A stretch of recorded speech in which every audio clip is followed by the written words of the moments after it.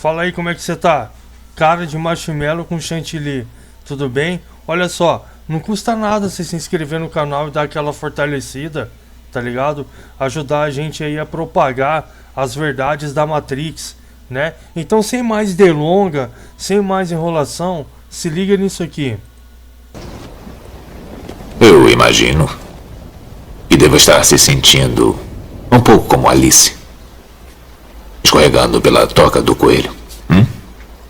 Eu acho que sim. Vejo isso em seus olhos. Você é um homem que aceita o que vê, porque pensa estar sonhando. Ironicamente, não está muito longe da verdade. Você acredita em destino, Neo?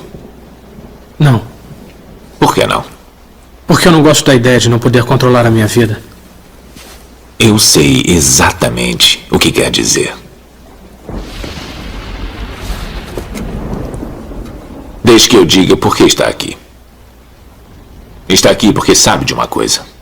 Uma coisa que não sabe explicar, mas você sente.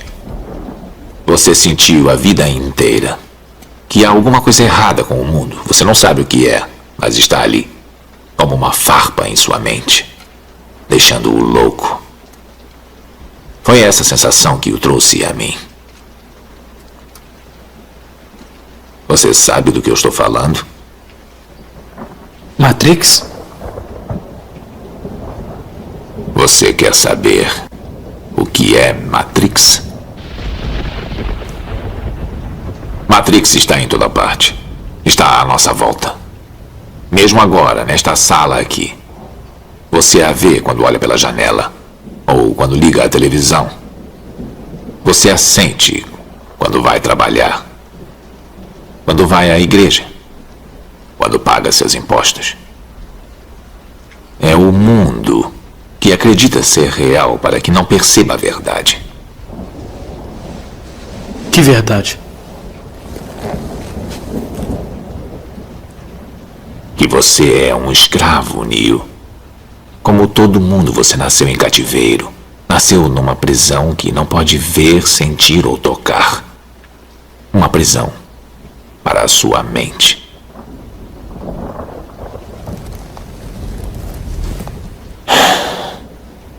Infelizmente, não se pode explicar o que é Matrix. É preciso que veja por si mesmo.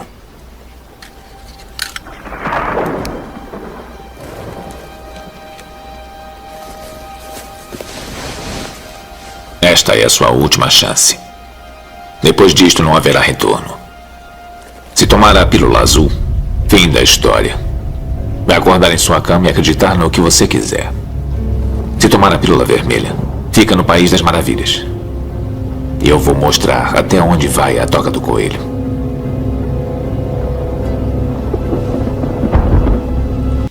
Ah, Thiago, mas isso aí, cara, é só um filme, né? Isso aí a gente, relativamente, a gente não pode estar levando a sério. Será? Vamos dar uma olhada nisso aqui? Olha só. Perdão. Quem é a linhagem que controla o mundo hoje? Já parou para pensar nisso? Suas linhas de sangue data maneira de volta na antiguidade para as guerras de pirâmide em Amém, também conhecido como Haka, o pai Ultimata. Ele era o Anunnaki que inaugurou o monoteísmo, tá ligado?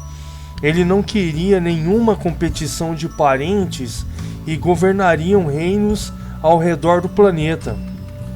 Houve uma rebelião contra Ra pelos arquitetos de pedreiro conhecido como Chetu ou Chetu. Antes de Haka decidisse se esconder, entregou riquezas do reino a seus filhos. Conhecido como Rakan, que significa prole, eles se tornaram faraós. Khan é uma palavra antiga para o escudo. Então, aproximadamente há 6.000 anos antes de Cristo, o reino de Ra foi entregado aos faraós de Rakan e ao Rankan ou aos Shields de Ra. Basicamente, essa é a sua resposta para os Rockefellers e os Rothschild, né, que eu convido você aí a pesquisar quem são, mas aqui mesmo você vai entender um pouquinho. Eles ainda dirigem o mundo, o planeta, até os dias de hoje. Eles controlam tudo de alimentos, são donos de bancos e todo quanto é tipo de viagem ao espaço tem que passar aí pelo aval deles. Eles financiaram ambos os lados de cada guerra sangrenta no mundo. Os Rothschild são os chefões do mundo. Eles custam aí no valor de 700 trilhões de dólares. Eles próprios retêm e decidem o preço do ouro. Eles retêm todo o sistema monetário do planeta. Os Rothschild têm estado no controle do mundo por um tempo muito longo. Seus tentáculos alcançando em muitos aspectos de nossas vidas diárias, como está documentado no seguinte cronograma. No entanto, antes de saltar para a linha do tempo, leia esta introdução inestimável que irá dizer-lhe o que os Rothschild são e como se opor a quem eles afirmam ser. Os Rothschild alegam que eles são judeus, quando na verdade eles são Khazares. Eles são de um país chamado Khazaria, que ocuparam o litoral entre o Mar Negro e o Mar Cáspio, que agora é predominantemente ocupada pela Geórgia. A razão pelo qual os Rothschild alegam ser judeus é que os Khazares, sob a instrução do rei, convertido à fé judaica em 740. Mas eu abro um parênteses aqui para explicar um pouquinho sobre isso. Naquela época, a Khazaria estava de um lado sendo quase invadida pelos muçulmanos e pelo outro lado quase sendo invadida pelos cristãos. Então, para poder ser o meio termo da balança e não querer conflito com ninguém, o rei Khazario daquela época decidiu se tornar o país e toda a sua população como judeus, mas é claro que não incluem a conversão de seus genes mongóis asiáticos para os genes do povo judeu, ou seja, eles não têm nada a ver com ser judeus. Você verá que uma grande porcentagem de pessoas no mundo de hoje que se chamam judeus são realmente Khazares, ou como eles gostam de serem conhecidos, como judeus Askenazi. Convido você a pesquisar sobre isso. Essas pessoas mentem ao mundo com suas alegações de que a terra de Israel é deles por direito, de primogenitura, né? Quando na verdade a verdadeira pátria deles está a mais de 800 milhas de distância na Geórgia. E se você for procurar para pesquisar um pouco mais a fundo, os verdadeiros judeus que foram expulsos pela guerra romana que destruiu Jerusalém no ano 70 depois de Cristo, eles migraram para a África e não para a Europa, tá ligado? E a maioria não, 99,9% não são esses brancos de olhos azuis que nós vemos em filmes ou lá estabelecidos em Israel. Eles são negros. O Banco da Reserva Federal nasceu em 1913, no mesmo ano em que morreu o membro da Branca Americana John Pierpont Morgan e fundou a Fundação Rockefeller. A Casa de Morgan presidiu o financiamento americano do canto de Wall Street ao da Broad, agindo como o Banco Central quase-eu, desde 1838, quando George Philbot fundou em Londres. Philbot era um associado de negócios dos Rothschilds. Em 1952, o pesquisador do Fed Eustace Mullins apresentou a suposição de que os Morgans eram nada mais do que agentes de Rothschild. Mullins escreveu que os Rothschilds, abre aspas, preferiram operar anonimamente nos Estados Unidos por trás da fachada da J.P. Morgan Company, fecha aspas. O BIS é o banco mais poderoso do mundo, um banco central global para as 8 famílias que controlam os bancos centrais privados de quase todos os países ocidentais e em desenvolvimento. O primeiro presidente do BIS foi o banqueiro Rockefeller Gates McGrath, um funcionário da Chase Manhattan e do Federal Reserve. McGrath foi o avô do ex-diretor da CIA Richard Helms. O Rockefeller, como os Morgans, tinham laços estreitos com Londres. David Icke escreve em Children of the Matrix que os Rockefellers e os Morgans eram apenas golfers, que significa serviçais para os Rothschilds europeus.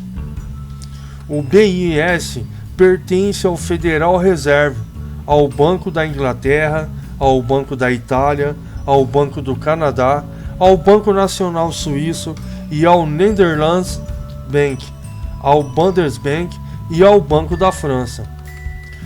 O historiador Karen Kegler escreveu em seu livro épico Tragedy and Hope, significa tragédia e esperança, que o BIS fazia parte de um plano: criar um sistema mundial de controle financeiro em mãos privadas, capaz de dominar o sistema político de cada país e a economia do mundo como um todo, ser controlado de forma feudal pelos bancos centrais do mundo, agindo em conjunto por segredos acordos. O BIS detém pelo menos 10% das reservas monetárias de pelo menos 80 dos bancos centrais mundiais, do FMI e de outras instituições multilaterais. Atua como agente financeiro para acordos internacionais, coleta informações sobre a economia global e serve como credor de último recurso para evitar o colapso financeiro global. O BIS promove uma agenda de fascismo capitalista monopolista. Entregou um empréstimo ponte à Hungria na década de 1990 para assegurar a privatização da economia desse país. Ele serviu como canal para o financiamento de 8 famílias de Adolf Hitler, liderado pelo John Warburg Henry Schroeder e Madison Bank of Amsterdã. Muitos pesquisadores afirmam que o BIS está no ponto mais baixo da lavagem de dinheiro global das drogas. Não é por acaso que o BIS tem a sua sede na Suíça, esconderijo favorito da riqueza da aristocracia global e sede de Alpina Law no P2 e da Nazi International. Outras instituições que com o controle das 8 famílias são o Fórum Econômico Mundial, a Conferência Monetária Internacional e a Organização Mundial do Comércio. Bretton Woods foi uma bênção para as 8 famílias. O FMI e o Banco Mundial foram fundamentais para esta nova ordem mundial, entre aspas. Em 1944, os primeiros títulos do Banco Mundial foram lançados pela Morgan Stanley e pela First Boston. A família francesa Lazare tornou-se mais envolvida na casa de Morgan em interesses. O Lazard Freeze, o maior banco de investimento da França, é de propriedade das famílias Lazard e David Hill. antigas empresas bancárias genovesas representadas por Michele Dave, um recente presidente da CEO do Crypto Pool for Ale. Em 1968, a Morgan Granite lançou o Euroclear, um sistema de compensação bancária baseado em Bruxelas para títulos euro-dólar. Foi o primeiro esforço automatizado. Alguns levavam a chamar o Euroclear. Bom, então aqui a gente tem uma noção, né, de como essas famílias aí mandantes que retêm e regem o poder financeiro mundial, alegando ser algo que não são, e usam isso de fachada para poderem aí estabelecer as suas metas em forma de economia mundial. Beleza? Tamo junto aí, se inscreve aí e é nóis.